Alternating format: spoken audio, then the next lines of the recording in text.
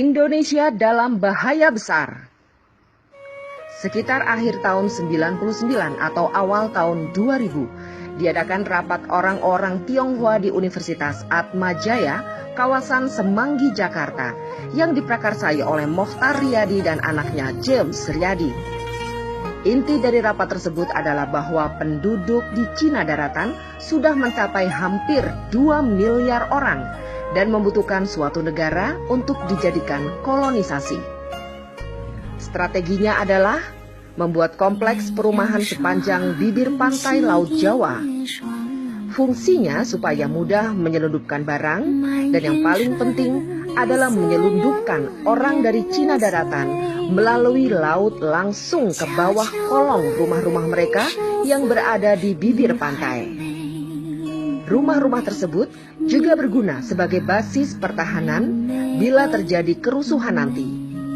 Mereka bisa langsung melarikan diri ke laut dengan speedboat yang standby di kolong rumahnya. Perhatikanlah dan lihatlah bentuk perumahan di Pluit, Pantai Indah Kapuk, Pantai Mutiara, Ancol. Merubah Undang-Undang Dasar 1945, terutama pasal tentang presiden harus pribumi asli, diganti. Cukup hanya dengan syarat bahwa yang penting presiden harus berkewarganegaraan Indonesia, tidak harus pribumi asli. Baru-baru ini, Jawa Pos merilis berita bahwa Indonesia harus waspada karena ada 200 juta tenaga kerja asing asal Tiongkok yang akan masuk ke negara kita. Ya, 200 juta orang. Jadi sebenarnya Jokowi itu siapa bagi orang Cina?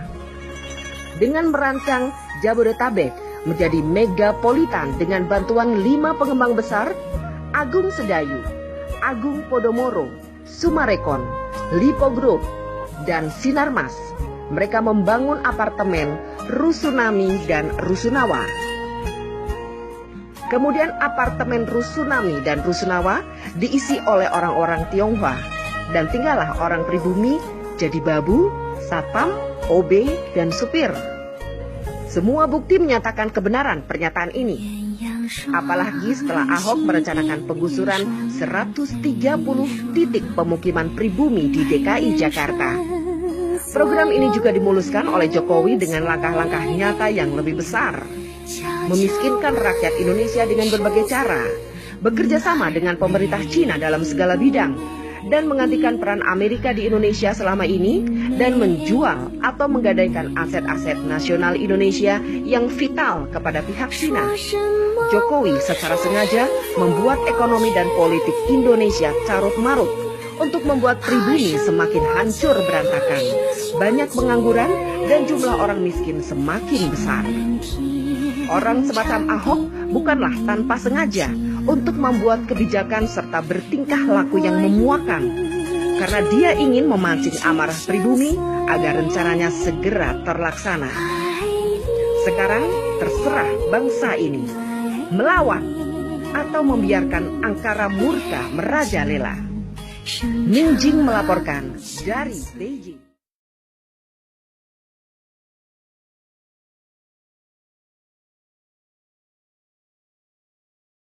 Saya katakan teori dominonya Pak Ali Murtopo. Sumatera bagian timur, Kalimantan bagian barat, Jawa bagian utara. Ini adalah lorong jalannya domino dari utara. Bahwa teori domino Cina adalah mereka akan mulai membangun kekuatan ekonomi di negara kita. Kedua, memasukkan senjata secara ilegal. Ketiga, memasukkan orang. Sehingga logistik, amunisi mereka sudah siap. Orang datang di sana mau kirim 100 juta gampang aja. Kirim sejuta mati dia isi orang terus. Yang penting senjatanya udah ada, logistiknya semua ada di sini. Dan sekarang kenyataannya, kalau kita dari Medan sampai ke Lampung, di pesisir timur, itu semua adalah bangun-bangunan, perumahan, tempat tinggal, maaf, non-pri, mayoritas. Jawa bagian utara, mulai dari Merak, kita jalan, BSD, kita jalan lagi kemana-mana. Semua mereka sekarang diberikan izin untuk bikin pulau. Jualan apartemen tidak pernah kosong, selalu habis. Siapa yang isi? Dulu saya tanya kepada teman-teman yang itu, siapa yang beli kok bisa laku bener? Oh dari Bangka, dari Medan. Saya tanya penjabat-penjabat di Medan Bangka, tidak berkurang penduduknya. Ini dari mana orangnya? Pernah kita sensus tidak orang-orang ini? Jadi saya curiga bahwa di pemerintah kita pernah kemasukan mereka-mereka ini yang menyiapkan satu gerakan mengembalikan komunisme, karena kita ingat tahun 65 itu bukan komunis Rusia.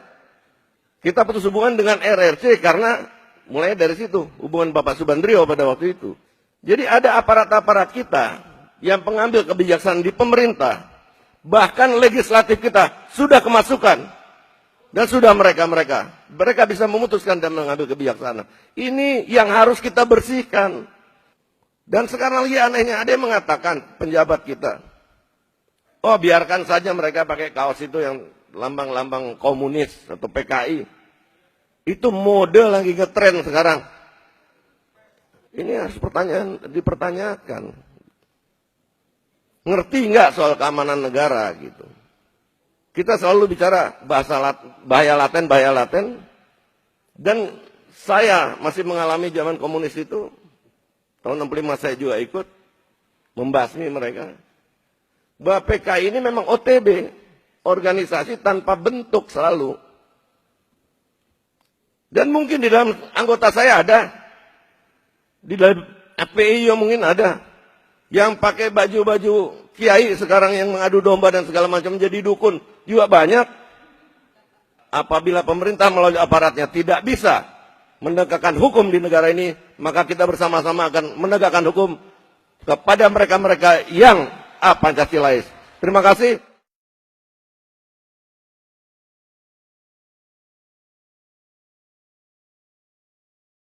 Ide dan sebagainya. Izin Bang, terkait dengan adanya isu akan ada aksi tanggal 2. Persiapan kita sendiri seperti apa sebenarnya? Ya? Persiapan kita sendiri seperti apa? Ya, persiapan kita berdoa. Berdoa. Siapapun yang akan mengacau bangsa ini tidak bisa kalau kita berdoa. Ya, yang akan mengacaukan bangsa ini bukan orang yang beragama. Saya yakin itu.